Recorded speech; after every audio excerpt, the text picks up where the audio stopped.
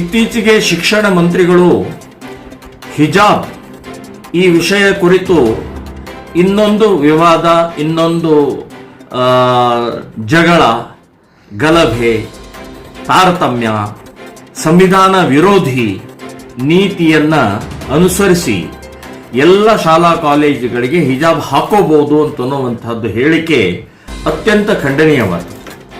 So ಇದು ಸಮಾನತೆ, ಏಕತೆಗೆ ಧಕ್ಕೆ ಬರುವಂತಹದ್ದು, ವಿದ್ಯಾರ್ಥಿಗಳಲ್ಲಿ ವಿಷಬೀಜ ಬಿತ್ತುವಂತಹದ್ದು.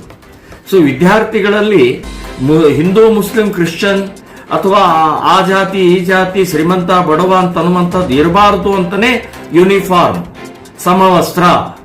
ಸೊ ಇದು ಅರ್ಥನೂ ಗೊತ್ತಾಗಲಾರದಂತ ಶಿಕ್ಷಣ ಮಂತ್ರಿ ಮತ್ತು ಕಾಂಗ್ರೆಸ್ನವರು ಮುಸ್ಲಿಂ ತುಷ್ಟೀಕರಣದ ಹಿನ್ನೆಲೆಯಲ್ಲೇ ಮಾಡಿದಂತಹ ಈ ಕಾರ್ಯ ಅತ್ಯಂತ ಅಕ್ಷಮ್ಯ ಅಪರಾಧವನ್ನು ಮಾಡಿದ್ದಾರೆ.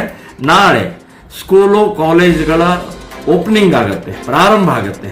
ಸೊ ನಾವು ಹಿಂದೂ ರಾಷ್ಟ್ರ ಸಮನ್ವಯ ವತಿಯಿಂದ ಇಡೀ ರಾಜ್ಯದಲ್ಲಿ ಎಲ್ಲ ಶಾಲಾ ಕಾಲೇಜುಗಳಿಗೆ ಸಾವಿರಾರು ಕೇಸರಿ ಶಾಲುಗಳನ್ನು ಹಂಚಿ ಹಿಂದೂ ವಿದ್ಯಾರ್ಥಿನಿಯರು ಕೇಸರಿ ಶಾಲ್ ಹಾಕೊಂಡು ಹೋಗಬೇಕು ಅನ್ನುವಂಥದ್ದು ನಾನು ಎಲ್ಲರಿಗೂ ವಿನಂತಿಯನ್ನ ಮಾಡ್ತಾ ಇದ್ದೇನೆ. ಕಾರಣ ಇಷ್ಟೇ, ಇವತ್ತು ಈ ರೀತಿಯ ಕುಕೃತ್ಯ ಈ ಸರ್ಕಾರಕ್ಕೆ ಗೊತ್ತಾಗಬೇಕು.